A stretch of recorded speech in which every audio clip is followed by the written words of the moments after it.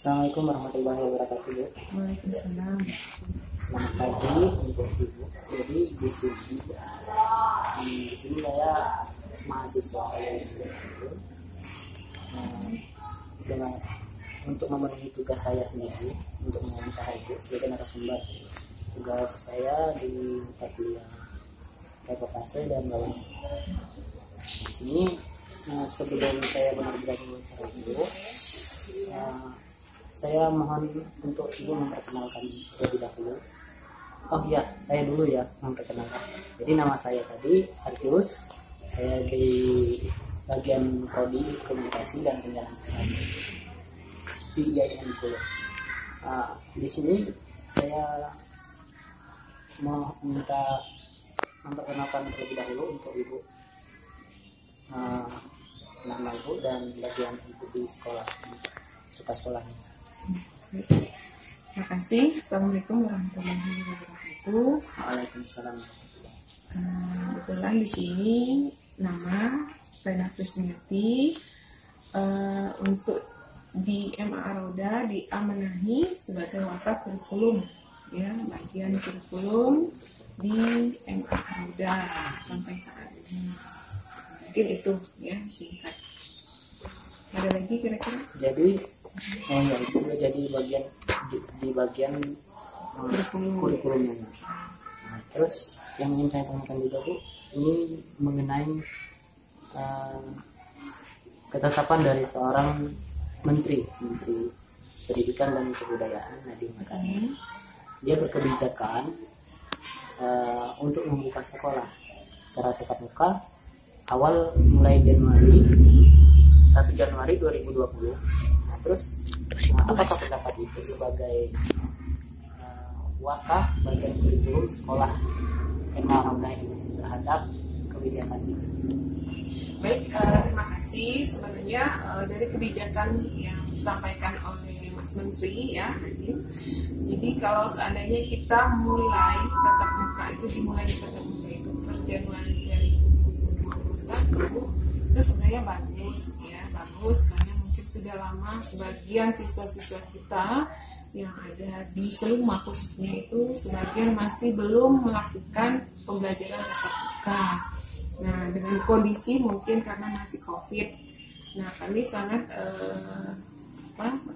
terima kasih dari pihak sekolah khususnya ketika memang membolehkan itu untuk melakukan pembelajaran tatap muka per Januari 2021 sesuai dengan protokol kesehatan, sesuai juga dengan arahan bagaimana kita melakukan pembelajaran tatap muka dengan melakukan sistem shift ya, dan juga jumlah jamnya dikurangi.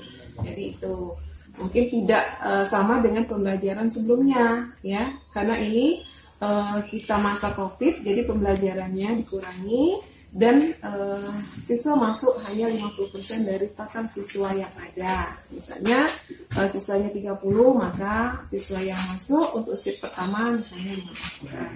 Seperti itu. Bagus ya.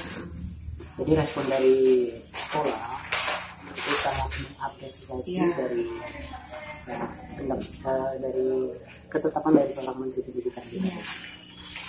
Jadi terus yang ingin saya tanyakan juga Bu, bagaimana metode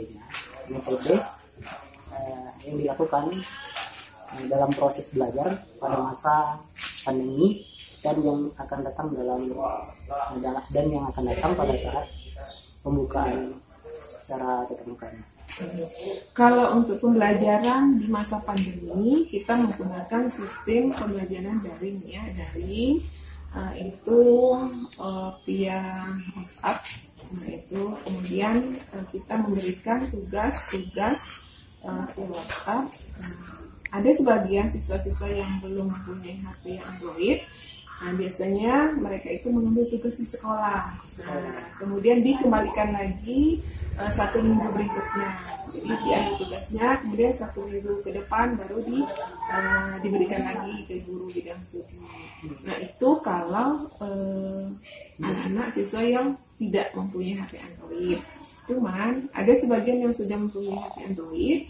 maka tugas itu kita berikan di grup-grup kelas. Jadi setiap kelas itu dikelola oleh wali kelasnya.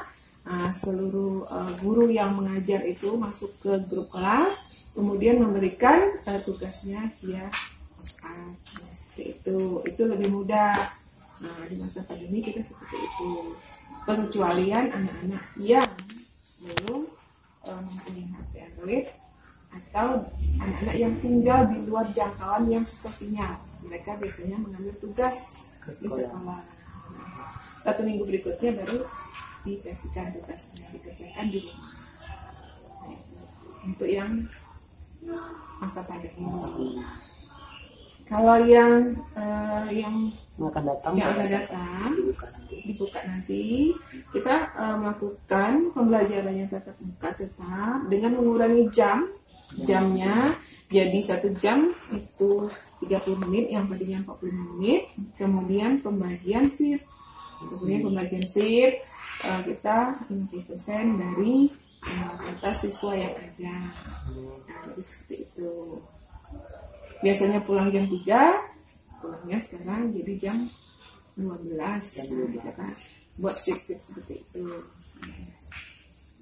Tapi yang jelas siswa tetap menggunakan masker, tetap menggunakan protokol sesuai dengan protokol kesehatan. Ya.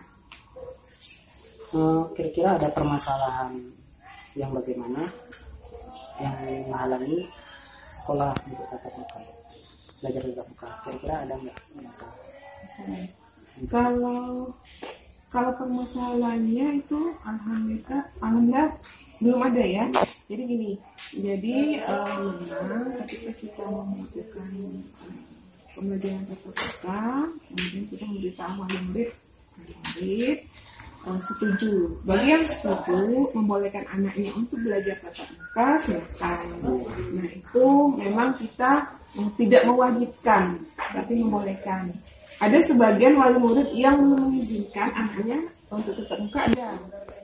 Nah, jadi mereka belajar di rumah, mengambil tugas di sekolah.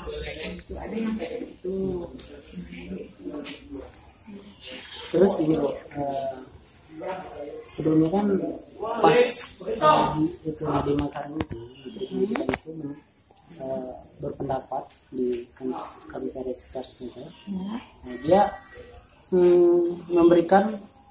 menjelaskan bahwa pemerintah pusat akan memberikan wewenang kepada pemerintah daerah, bagian kami atau Kemenak, untuk menentukan pemberian izin terhadap tatap muka untuk sekolah di bawah kewenangannya. Terus itu bagaimana untuk sekolah ini? Itu kan wewenangnya bagian Kemenak. Apakah kira-kira akan diberikan izin atau bagaimana? Sebenarnya kalau kemarin itu kan sudah ada pertemuan di Kemenak bahwa memang kita diberikan kebijakan. Kita sekolah swasta diberikan kebijakan untuk tatap muka, untuk belajar tatap muka, yang jelas tetap menggunakan protokol kesehatan. Jadi seperti itu. Jadi kalau kita dari itu sudah membolehkan, dan kita mengapresiasi gitu kan. Tapi untuk protokol kesehatan kita tidak jalan. Nah, terus pertanyaan Ibu, jadi apakah Ibu atau sekolah ini sudah mendapatkan sosialisasi atau rapid test terhadap siswa dan guru-guru sebelum dibukanya tatap muka? Kalau untuk sosialisasi rapid test itu belum. Apakah itu dari puskesmas ataupun dari pemerintah daerah, belum. Untuk di sekolah ini.